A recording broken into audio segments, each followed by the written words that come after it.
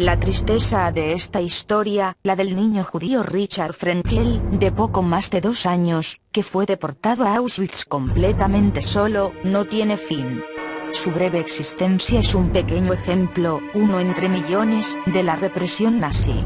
ABC publicaba ayer los resultados del estudio más amplio hecho sobre el Holocausto, que multiplica por 3 las consecuencias de la criminal planificación que provocó entre 15 y 20 millones de víctimas. Los campos, guetos y lugares de detención, tortura y asesinato sumaron más de 42.000, según las nuevas estadísticas documentadas por el Museo Memorial del Holocausto de Washington. Quien ha rescatado la historia de este niño y su familia del olvido es el Yad Vashem, el lugar de los nombres, el museo con una de las más difíciles misiones del mundo: mantener viva la memoria y los nombres de aquellos que el huracán de odio nazi trató de borrar. Richard Frankel era un niño hermoso, que había nacido en un mundo en guerra, en 1940, de una pareja formada por Nissan Frankel y Esther Oronsik. En sus ojos brillaba una esperanza. En la página web de Yad Vashem hay una exposición online que ha reunido todas las pistas y fragmentos que su pequeña y valiosa vida dejó, siguiendo el destino de sus padres. La historia arranca en Polonia, donde vivían los Oronsik. A la muerte de la madre de Esther, decidieron probar una nueva vida y viajaron a París, donde fundaron una floreciente sastrería y ampliaron la familia. Sin embargo, allí les atropellaría la guerra.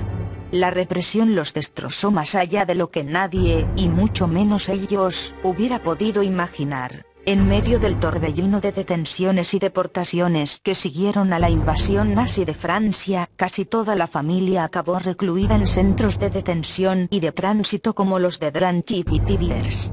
Centros que son solo 2 de esos 42.500 documentados ahora por el nuevo estudio de Washington, y desde donde tantos fueron conducidos a la muerte.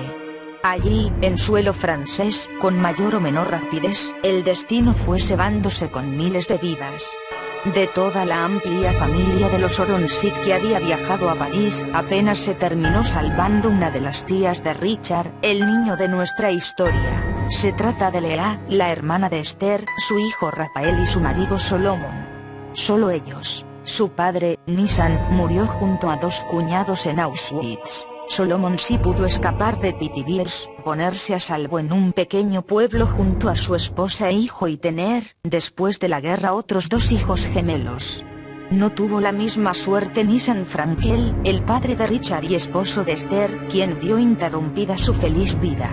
En cuestión de semanas, Nissan fue deportado a Beaune-la-Rolande y de allí, en junio de 1942 a Auschwitz, donde fue asesinado, junto a 2 de sus cuñados que viajaban en el mismo transporte.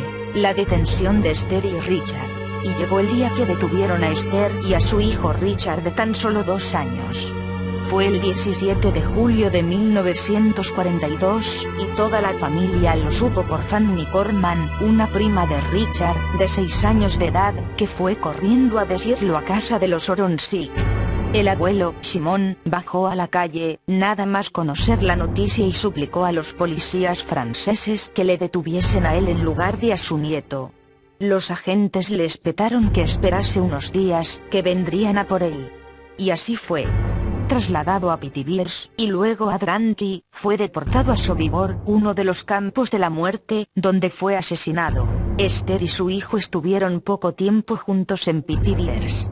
El 7 de agosto, ella fue obligada a subir a un infame vagón con destino al infierno de Auschwitz. No es difícil imaginar su angustia al ser forzada a abandonar a su hijo, con poco más de 2 años.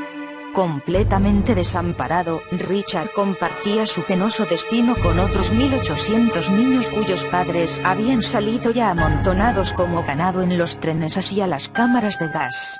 Asomarnos a la angustia de ese niño, y multiplicarlo por los otros 1.800 infantes que allí esperaban junto a él, hace que nuestra imaginación pise cristales. Última carta, arrojada desde el tren. El Yad Vashem conserva un trozo de papel que Esther Frankel alcanzó a arrojar desde el interior del vagón. Una cuartilla amarillenta escrita con lápiz y palabras caóticas, las más angustiosas palabras que una madre haya escrito jamás. Dice así: queridos míos, Ayer en el último minuto me llamaron para el traslado. Me han subido al tren. Y no sé qué ha sido de mi Richard. Él está todavía en Pithiviers. Salva a mi niño, a mi bebé inocente. ¿Cómo estará llorando? Nuestro sufrimiento no es nada. Salva a mi Richard, a mi pequeño querido. Yo no puedo escribir. Mi corazón, mi Richard, mi vida, está lejos y nadie le está protegiendo a mi pequeño de 2 años. Morir, deprisa, oh niño mío. Devolvedme a mi Richard. Esther, deprisa, tal vez sea la palabra. Pero el tiempo debió pasar demasiado lento para el niño, los días velados por las lágrimas, entre desconocidos, perdido en aquel lugar de un mundo en guerra. Hasta que llegó el 15 de agosto y Richard sufrió otra mudanza. De Pithiviers a Drancy. Allí otra vez la espera, sintiéndose de nuevo perdido, quién sabe si a lo mejor ajeno a su triste destino. Deprisa el tiempo, demasiado deprisa, consumía su pequeña vida, ahogada en aquel mar violento. El 10 de septiembre, unas pocas semanas, nada más, desde su llegada a Drancy, y sin que hubiera podido encontrar a nadie conocido, Richard Frenkel subió al tren que le llevaba a término. Aquel fatídico transporte 31 llevaba a Auschwitz a 1000 personas. Amontonados en vagones de ganado después de 1000 penurias. Entre ellos, todos extraños y todos hermanos, viajaban 171 niños. Entre ellos, perdido, el pequeño Richard Frenkel. Ya no tuvo ni una oportunidad. De todo el transporte solo 380 personas pasaron la selección que les concedería un epílogo mísero de esclavos. El resto fueron directamente a la cámara de gas. Presa del terror, desnudo, desorientado, girando en la oscuridad de un odio incomprensible, buscando tal vez calor entre los famélicos cuerpos de cientos de extraños, en el sitio exacto en el que habían caído asesinados su padre, primero, y su madre, después. Llegó allí, presa de la misma angustia, una angustia de plomo para un niño tan pequeño, cuando las duchas exhalaron su veneno y se llevaron su vida.